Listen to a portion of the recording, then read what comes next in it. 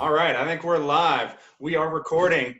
Welcome everyone again to our second segment here on One-on-One Biz Talk. I am Sean Santoro, and today I am very lucky. I have the wonderful Tina Brigley from. Again, hey, your name's everywhere. I love it. I love to see you. I love you on. I get to have you here personally. At my own free will, I get to ask the questions. It's wonderful. So, but again, for a lot of people who aren't familiar with you, Tina, right? Introduce yourself. Let them know what you do. Hey everybody, my name's Tina Brigley. I am a breakthrough coach and I'm a self-proclaimed master storyteller. That I feel like that has been my area of expertise, but I didn't know it until recently. So I've really stepped into this, really creating powerful connections through storytelling and developing the know, like, and trust factor by sharing your life authentically. That's what people are craving, especially now during this pandemic. They want connection and deep connections. So That's who I am. Perfect. I love it. And hey, I can't agree with you more. There are tons of people, tons of business owners that we talk to that are just like, hey, we don't know what's going on. We don't know where to go. We don't know what to do. How long is this going to last? Like all the questions. And so that's why I think this is going to be useful for a lot of people, because again, with your business, it's all on the personal and the development side and getting things back to optimal performance and keeping things rolling at high octane so that we can hit the ground running when we all get back to normal. So you personally, kind of what have you been encountering while this quarantine's been happening? What have you kind of found that were good tools, good uses? What's your activity been like? That sort of stuff. So, I mean, I feel like whatever was there before the pandemic is just heightened now. Yeah. So if people were really busy, go, even during the pandemic, I'm finding they're finding things to be busy, go. Yeah. And there are the few people that are realizing, whoa, it's shining a light. Like, this is how I'm running my life. This is what I've done for years. And now there's this opportunity to just slow the F down. Yeah. And why aren't I taking it? So a lot of people are just, even though there's an opportunity to just live with peace and quiet and serenity, there are some people that are having a really hard time doing that because they're used to, their comfort zone is go. And now they're asked to slow down, maybe spend time with family, connect on social media, and their brain is just not wired for this change. So people are struggling. You know, I work a lot. I work with coaches now, helping coaches to develop themselves to be leaders. And some of the things that they share with me is, you know, their clients, they want help more than ever because they finally realize, oh my gosh, I've been living my life on high octane. Yeah. And now there's this incredible opportunity to transform that and to create what I want in my life. Yeah. So it's just, I feel like I have my blinders on because I'm so focused on what do I want to create? I want to create peace in the chaos. Yeah. So, you know, one of the things I suggest to people, minimize social media as much as possible. Yeah. And now people are like, what the hell are you talking about? My whole life revolves around social media. This is why I say this. There's this thing called the compound effect. So what's happening is we're going on social media and what we're seeing is a lot of crap, a lot of negativity. And so we see something and then we see something else and something else and something else. Well, before you know it, these habits of getting stuck in social media are compounding the negativity. Yeah. And people are in this context of the world is shit. We're all like losing our minds. It's not safe to be out there. What's going to happen? Everybody's losing their jobs. I'm like, slow down. That's BS. It's not really true. You know, Amazon just hired over 100,000 people. People that were avoiding getting online now are being creative and showing up online powerfully. Yeah. We don't see that We don't see all the great things that are coming out of this, families being connected. It's like Absolutely. you show up, you turn on the news. They don't say, oh man, 100,000 people recovered from COVID. They talk about the people that are dying. Yeah. They don't Bad talk news about, sells, right? yeah, Bad news sells. And it's brutal. And if you don't get, right, figuratively speaking, you don't get out of the way of the freight train, it's going to hit you, right? and hard. And especially with, right, I like social media, but I agree with you to a certain extent. It gives us that great way to leverage other people's knowledge and interact with people and still stay connected when we're having a hard time in the world. But at the same time, because of the way that it operates, right? And again, I'm by no means a social media expert. I know the ones that are, right, part of this group and part around town, and they know the way that the algorithm works and all that sort of stuff. But I think about the way that the algorithm works is that if I'm clicking on stuff that's negative, well, I'm basically telling Facebook, these are the things that interest me because I'm Yes. clicking on them.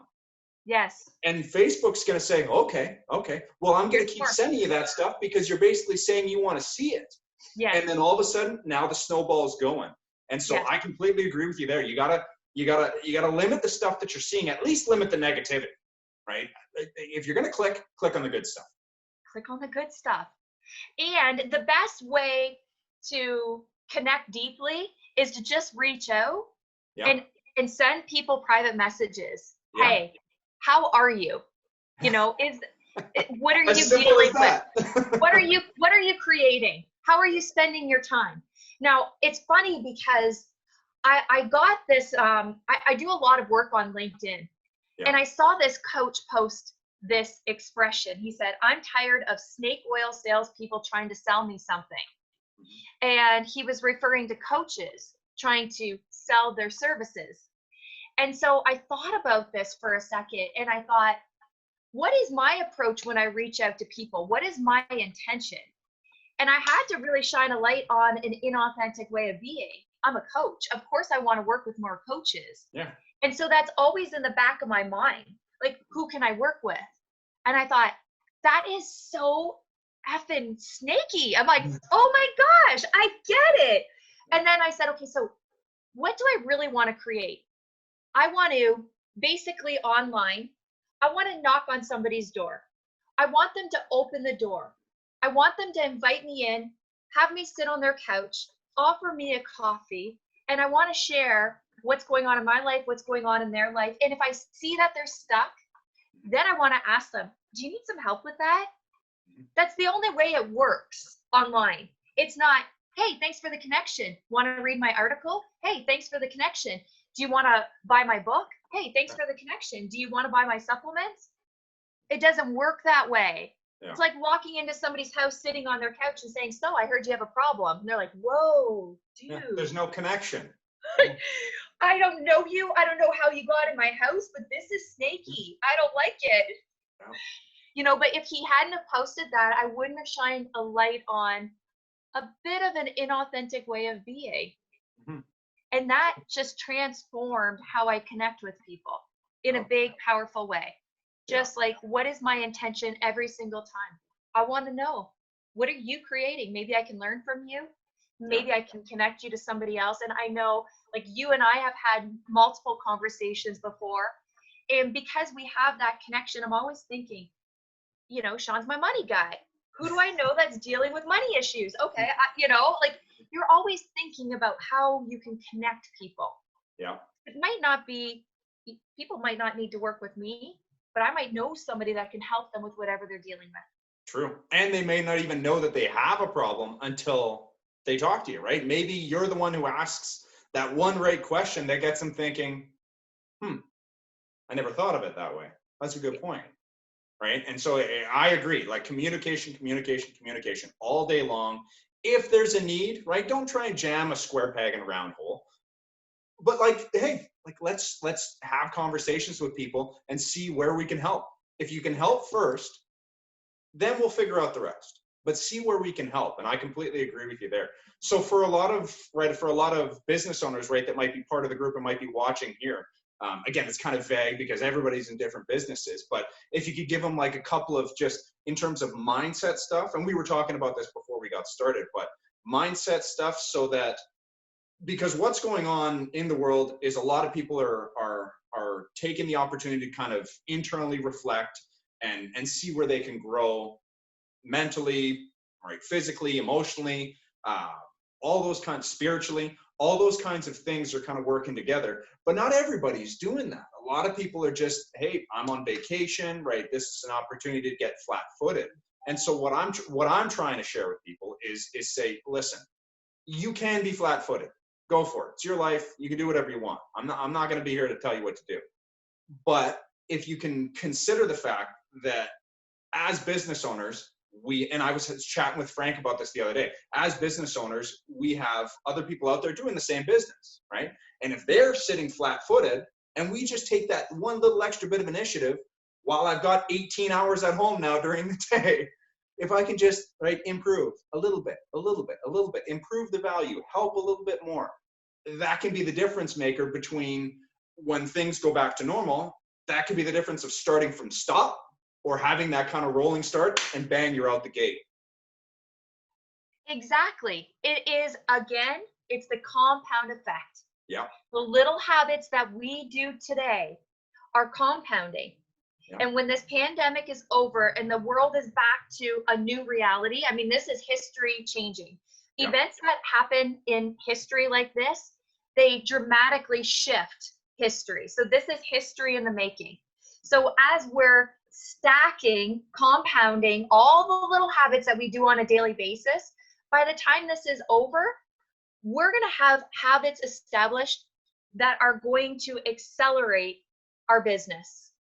You know, I say without a structure, nothing works. Now is a perfect time to really evaluate what's important, what do you value, what's a priority, and start creating a structure around that. So when life goes back to normal or whatever normal is, we already have evaluated our priorities. We already have a plan in place. Doesn't matter if we work outside the home or in the home, we are going to follow through with what we're creating right now. Mm-hmm. Whether that's your health goals, your relationship goals.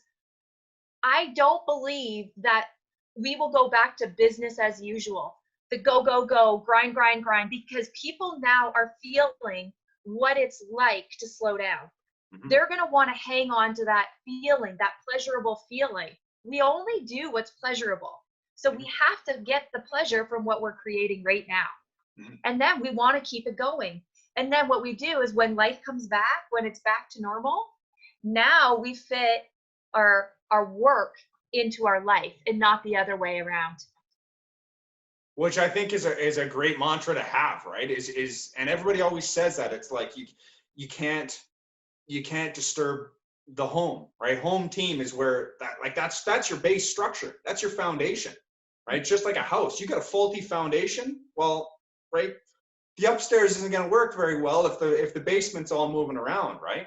And so I agree with you. And so and again, right, it comes back to now we have an opportunity where we can sit back, we can evaluate, we can smell the roses and be like, this is what I really like about my life.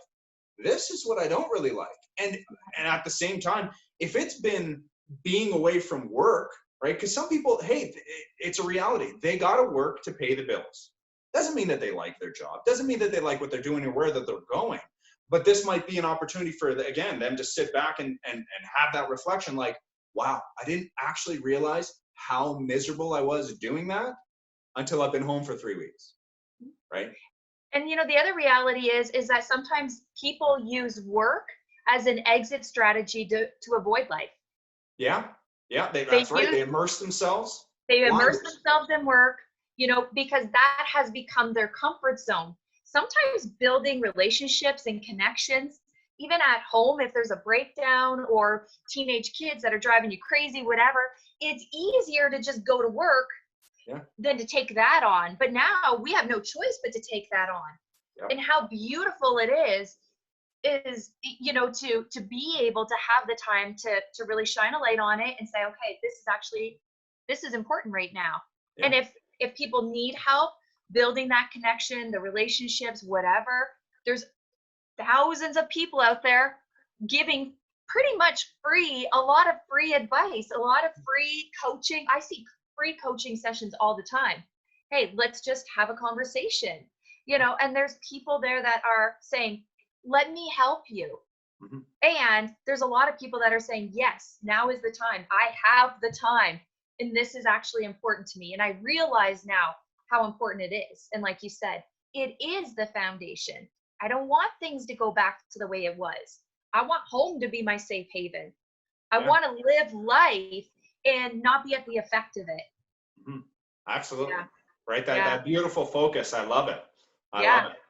So, keep the blinders on. Exactly. Yeah. All right. Focus that energy so that, like you said, when things get back to the normal or the new normal, whatever it's going to be, we're out the gate and we can we can get after what we want a little bit harder, a little bit faster, and have a little bit more clear picture and vision of what we're trying to accomplish. Right. Because, and just like the manifesting stuff that we were talking about before we started, hey, if you ask for it and you focus enough of your energy towards one particular thing, there's virtually no limit to what you can accomplish and what you can do.